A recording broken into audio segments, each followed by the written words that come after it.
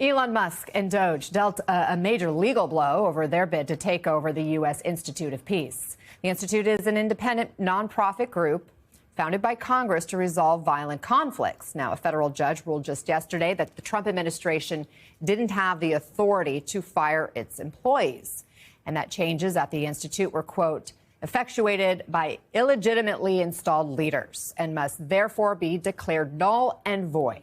Now, this ruling after a dramatic standoff in March where, you might recall, the Institute's acting president declared Doge had broken into their building before carrying out mass layoffs. For more on this, let's bring in George Foote, outside general counsel for the U.S. Institute of Peace. He has worked with the agency for more than 3 decades. George, thanks for taking the time. This is a big victory for you and your team. What did you make of the judge's ruling? Oh, we were delighted. It was a good decision. It was long, well-reasoned, and upheld every claim that we made in the case, that USIP is not part of the executive branch and that the president had no authority to do what he did. For people who aren't familiar with the U.S. Institute of Peace, can you explain what it does and the impact of its work getting halted this spring? It does so much. It was created about 40 years ago to be a think tank and to help the United States figure out ways to prevent conflict, to mitigate conflicts once they got started, and to stop them and to keep them starting again.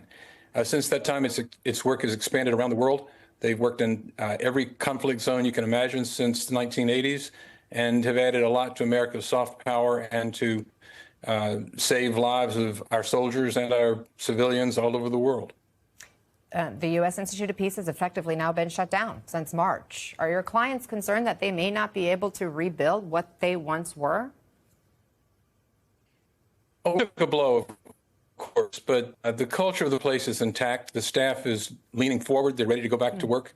All of the top management is standing by, ready to move back into the building. The board is ready to get back to work. It'll take a while. There's been a lot of damage done, and a lot of the foreign programs are in ashes, and there'll have to be some reconstruction. But no, they'll get back to work. This is a dedicated bunch. And yet the White House is signaling this isn't the end of the line for them legally, and they plan to continue to fighting. The White House saying this in response to the judge's ruling yesterday. The United States Institute of Peace has existed for 40 years on a $50 million annual budget, but failed to deliver peace. President Trump is right to reduce failed, useless entities like USIP, adding this rogue judge's attempt to impede on the separation of powers will not be the last say on the matter. What's your reaction to that? The government certainly has a right to appeal. We haven't heard whether they're going to do that or what they will do. But the folks at the Institute of Peace know that peace is a process, that it's going to take a long time to solve any given conflict, and there'll always be a new one. So they're ready to keep working. They've been effective in many. They have worked. And that $50 million, it represents less than 1/2 of 1% of the defense budget. And they make it go a long way, and they do an awful lot of peace building with that. Peace is a process. George Foote, thank you very much for joining us.